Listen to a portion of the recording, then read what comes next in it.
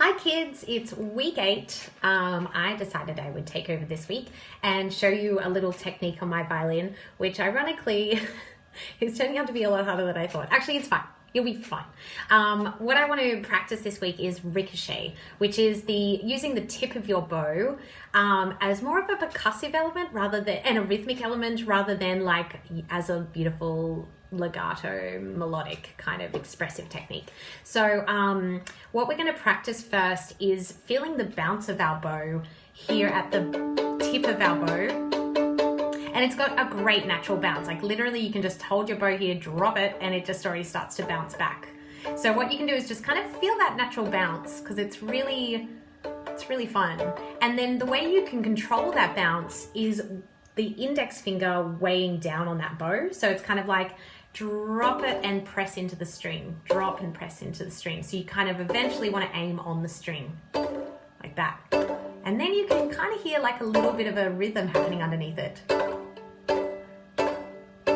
And then once you get that feel, you're going to start moving your bow. So there is kind of controlled ricochet and then there's the percussive ricochet. So the controlled ricochet would be thinking like down, down, up, down, down, up, down, down, up, down, down, up. It doesn't matter what string you play on, you can try it with a note if you like. Third finger. You could do a D major scale, which I've got down there in the music as well.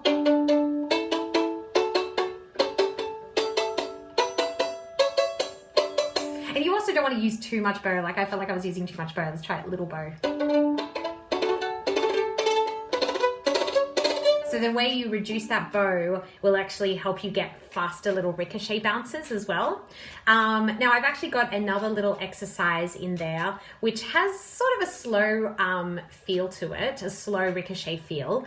But if you feel like you're getting really good at controlling that ricochet, you can definitely try it faster. And I don't think it matters too much if you hear a couple little extra notes, as long as you kind of get the quavers correct on the semi-beats. The quavers right on the beat, not on the semi-beats. Doesn't really matter if you hear a couple extra semi-beats.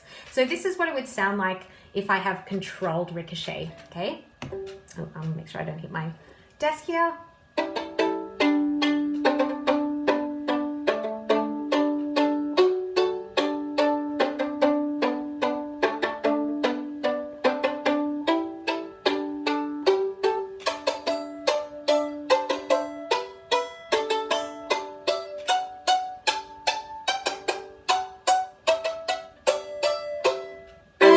That's the last chord there. Violas, I will do a viola one for you as well, in your clef, obviously. And I might actually play that next so you can hear what it sounds like on viola, an octave lower or whatever. So that's controlled ricochet. I definitely think a metronome is very useful. I didn't use a metronome just then because I thought I'm probably going to make mistakes and then I'm going to hear it so much more obvious. But if you pop your metronome on to about 100, ooh, it's a little bit faster. I might bump it a little bit slower until we can control it. Let's pop it around like 80 for now. So you want down, down, up, down, up, down, down, up. All right, let's try this. Hope I don't make mistakes. Oh, wish me luck. Here we go.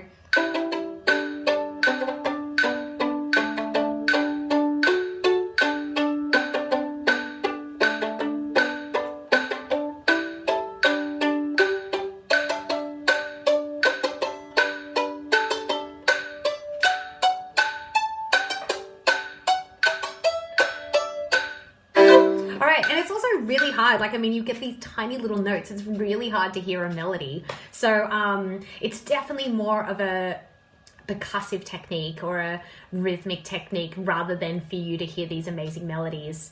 Another cool technique you can do with ricochet is you can actually turn your bow inwards and use a bit more of a collegno feel with that ricochet bounce.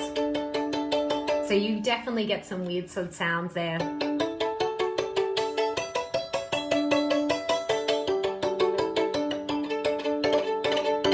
Sounds good actually.